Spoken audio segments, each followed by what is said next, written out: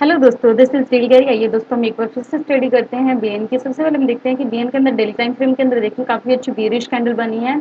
And last day में जो हमने डिस्कस किया था उसके अंदर यही था कि मार्केट अगर उसी रेंज के अंदर ओपन होने के बाद 35,000 का जो साइकोलॉजिकल पॉइंट है, अगर उसे ब्रेक कर देती है तो हमें काफी अच्छा मूवमेंट मिल जाएगा। एंड सेम एज आज मार्केट ने 35,000 का एक साइकोलॉजिकल पॉइंट ब्रेक किया एंड उसके बाद हमें काफी अच्छा डाउन साइड का मूव मिला। अब हम चलते हैं 15 मिनट के टाइम फ्रेम पे। एंड आज मैंने कुछ भी ड्राइंग रिमूव नहीं की। सारी की सारी ड्राइंग वैसे है जैसे हम इंट्राडे में यूज करते हैं ट्रेड लेने के लिए। तो अभी हम यहाँ पे देखेंगे कि जो मार्केट की ओपनिंग हुई थी वो हल्की गैप अप ओपनिंग थी, लेकिन जो फर्स्ट कैंडल बनी थी उसी के इनसाइड में ही सारी कैंडल्स बनती गई 15, 30, 45, ऑलमोस्ट 45 मिनट इसी के अंडर में। एंड उसके बाद देखिए डाउन साइड का एक मूव आया जो हमें साइकोलॉजिकल पॉइंट 35,000 तक लेकर गया। ये मूवमेंट आने के बाद मार्केट ने क्या किया कि यहाँ पे कंसोलिडेट किया एंड कंसोलिडेट करने के बाद फिर से डाउन साइड का मूव आया। ये मूव बहुत अच्छा था। अगर आपने ये वाला छोटा मूव नहीं भी लिया, नो वरी, क्योंकि ये हो जाता है कि बिगनर्स के लिए थोड़ा हार्ड हो जाता है, क्योंकि नीचे यहाँ पे पोजीशंस है, यहाँ पे फ्यू पोजीशंस है, तो ऐसे में थोड़ा हार्ड हो जाता है। लेकिन जो एकदम से क्लियर कट ब्रेकआउट था उसे लेना तो बहुत ईजी था। अब हम थोड़ा और अच्छे से स्टडी करते हैं। देखिए ये वाला जितना जोन है जो हमने रेड कलर में हाईलाइट किया हुआ है, ये है सारा का सारा डिमांड जोन। अब मैंने इसको हाईलाइट क्यों किया? हाईलाइट करने का यहाँ पे एक जो रीजन और है वो ये है कि एक तो यहाँ पे साइकोलॉजिकल पॉइंट था, दूसरा ये है कि इस पॉइंट से लेकर इस पॉइंट के बीच में गैप तो था, बट यहाँ पे जैसे विक नीचे लगी हुई हैं, यहाँ पे फिर एज अ रेजिस्टेंस आ गया, यहाँ पे सपोर्ट था। तो यहाँ पे 30 से 40 पॉइंट के बीच में पोजीशंस थी। एंड जब पोजीशंस होती है इट मींस कि वाला पूरा एरिया जो है ये यहाँ पे कवर किया हुआ है पूरा का पूरा डिमांड जोन के अंदर। अब जहाँ पे यहाँ पे कवर किया हुआ है इट मींस कि यहाँ पे ज्यादा बहुत सारी पोजीशंस हैं। अब ये वाली कैंडल, जो ये वाली रेड कैंडल, ये जैसे ही डाउन आई उसके बाद इनसाइड कैंडल बनी। अब अपने पास यहाँ पे 2 से 3 सिग्नल है। फर्स्ट तो ये कि टाइम जोन यहाँ पे थर्ड आ गया, तो एक पॉइंट तो अपने पास टाइम जोन का आ गया। सेकंड पॉइंट ये है कि डिमांड जोन के अंदर आने के बाद इनसाइड कैंडल बनी है, ये हमारे पास सेकंड पॉइंट आ गया। एंड थर्ड पॉइंट क्या है कि साइकोलॉजिकल पॉइंट भी ब्रेक हो रहा है, ये हमारे पास 3 से 4 पॉइंट हो गए। इनसाइड कैंडल, डिमांड जोन के अंदर ही रुकना, सस्टेन करना एंड साइकोलॉजिकल पॉइंट का ब्रेक होना, प्लस टाइम, जो टाइम है अपना थर्ड जोन वाला, वो सारे पॉइंट्स। अब उसके बाद देखिए यहाँ पे काफी अच्छा डाउन साइड का मूव आया जो हमें ऑलमोस्ट 750 तक लेके गया है। 757 का इसने जो लो लगाया, उसके बाद मार्केट यहाँ पे कंसोलिडेट हुई। कंसोलिडेट होने के बाद मार्केट ने अपनी जो क्लोजिंग है वो इसी पॉइंट के पास दिया है। अभी यहाँ पे जो मेन पॉइंट है, मेन पॉइंट जो हमें समझने वाला है वो ये है कि आज हमें यहाँ पे काफी अच्छा डाउन साइड का मूव मिला। अब कल के लिए हम कैसे प्रिपेयर हो सकते हैं? अभी यहाँ पे एक बार आप सारी लाइंस देख लीजिए कि कहाँ कहाँ ड्रॉ की हुई है। ये हमने प्रीवियस टू प्रीवियस डे का जो हाई है वहां पे हाईलाइट किया है। ये वाली जो हमारी लाइन है ये हमारी प्रीवियस डे का जो हाई है उस पे है, ये प्रीवियस टू प्रीवियस का हाई है। दोनों दिन का हमने हाई यहाँ पे हाईलाइट किया है। उसके बाद ये हमारी डिमांड जोन थी।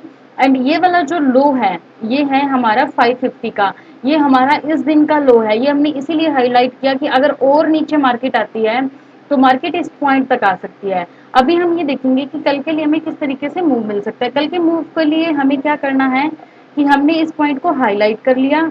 एंड अगर कल मार्केट इसी जोन के बीच में ही ओपन होती है, यहाँ पे ओपन होने के बाद अगर डाउन साइड के लिए ब्रेक करती है, मैं यहाँ पे हाईलाइट कर देती हूँ, मार्केट इसी जोन के अंदर ओपन होने के बाद अगर लो ब्रेक होता है तो हमें काफी अच्छा डाउन साइड का मूव मिल जाएगा जो कि हमें 550 तक लेकर जाएगा।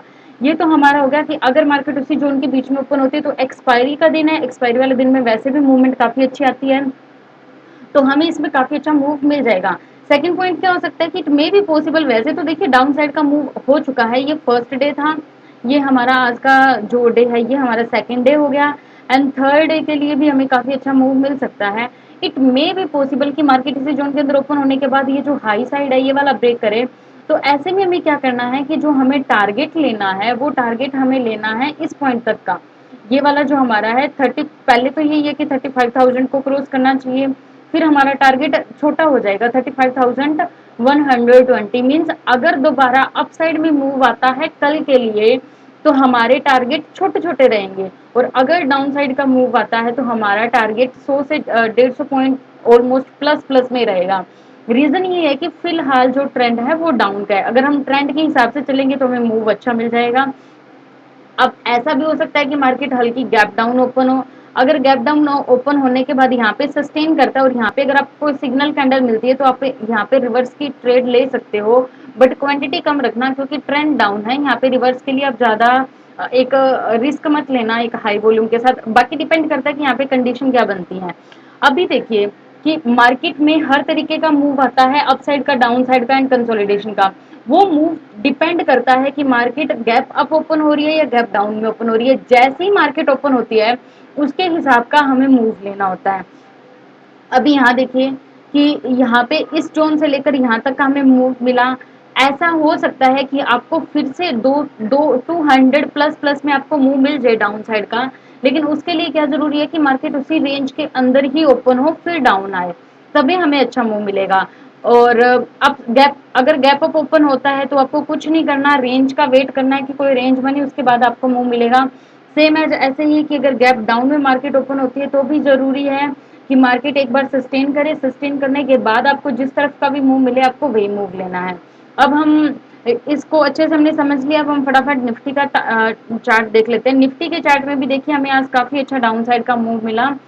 एंड जब निफ्टी डाउन आता है तो बीएन के अंदर काफी हमें हेल्प मिलती है। एंड सबसे ज्यादा इंपॉर्टेंट है एचडीएफसी।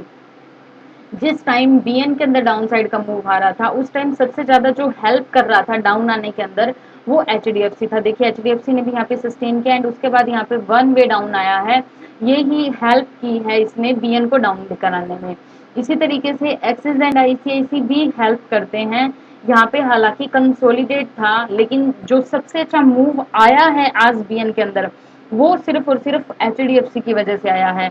हालांकि जो बाकी बैंक्स हैं वो थोड़ा थोड़ा साथ देते हैं, मीन्स उस टाइम में कैंडल डाउन की बन जाती है, लेकिन जो अच्छे वाला मूव है वो एचडीएफसी की वजह से है क्योंकि वेटेज उसकी ज्यादा है। आईसीआईसी ने हेल्प की थी, एक्सिस के कंपेयर में आईसीआईसी ने ज्यादा हेल्प की थी। अब आपको ध्यान से देखना है कि जो एचडीएफसी बैंक है, एचडीएफसी क्या करता है कि एक पर्सन का साथ लेता है। एचडीएफसी एक पर्सन का साथ लेता है, या तो उसमें आता है एक्सिस, अगर एक्सिस ना आए तो उसमें आता है आईसीआईसी। इन दोनों बैंक में से एक बैंक तो एचडीएफसी के साथ जरूर होता है जब भी मार्केट में एक अच्छा मूव आता है, भले ही वो डाउन साइड का हो या भले वो अप साइड का हो। तो अभी हमने यहाँ पे काफी अच्छे अच्छे पॉइंट्स डिस्कस कर लिए कि जो डाउन ट्रेंड आया उसके पीछे क्या क्या रीजन थे, inside candle, demand zone, time frame plus market trend. तो जितने भी हमने पॉइंट्स डिस्कस किए आई होप सो कि आपको अच्छे से क्लियर हो गए। फिर भी अगर आपको कुछ भी कंफ्यूजन है तो आप कमेंट सेक्शन में कमेंट कीजिए, हम उसको डिस्कस करेंगे। Thank you so much, God bless you, take care.